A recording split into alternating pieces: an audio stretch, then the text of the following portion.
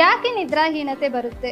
ಒಂದು, ನಮ್ಮ ಜೀವನ ಶೈಲಿಯಲ್ಲಿ ದಿನ ಮತ್ತು ರಾತ್ರಿ ಅಂತ ಇದೆ. ದಿನಚರ್ಯ ಮತ್ತು ರಾತ್ರಿಚರ್ಯ ಅಂತಲೂ ಆಯುರ್ವೇದದಲ್ಲಿ ಹೇಳ್ತಾರೆ.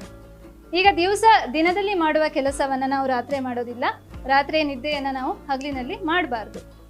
ಯಾಕೆ ಅಂದರೆ ನಮ್ಮ ದೇಹದಲ್ಲಿ ಎಲ್ಲವೂ ಕೂಡ ಒಂದು ಸೈಕಲ್ ಥರ ಕೆಲಸ ಮಾಡುತ್ತೆ.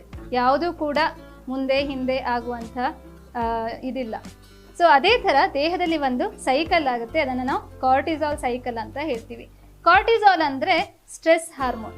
ಇದನ್ನು ನಾವು ನ್ಯಾಚುರಲ್ ಸ್ಟೆರಾಯ್ಡ್ ಅಂತ ಕೂಡ ಹೇಳ್ತೀವಿ. ಈಗ ಸ್ಟೆರಾಯ್ಡ್ ಅನ್ನೋದನ್ನು ತುಂಬ ಜನ ಕೇಳಿರ್ತೀರ. ಮಾತ್ರೆ ರೂಪದಲ್ಲಿರ್ಬೋದು, ಇಂಜೆಕ್ಷನ್ ರೂಪದಲ್ಲಿರ್ಬೋದು, ಅಥವಾ ಸ್ಪೋರ್ಟ್ಸ್ನವರು ತಗೊಂಡು ಸಿಕ್ಕಾಕೊಂಡಿದ್ದಾರೆ ಉದ್ದೀಪನ ಮತ್ತು ಅಂತೆಲ್ಲ ಕೇಳಿರ್ತೀರ.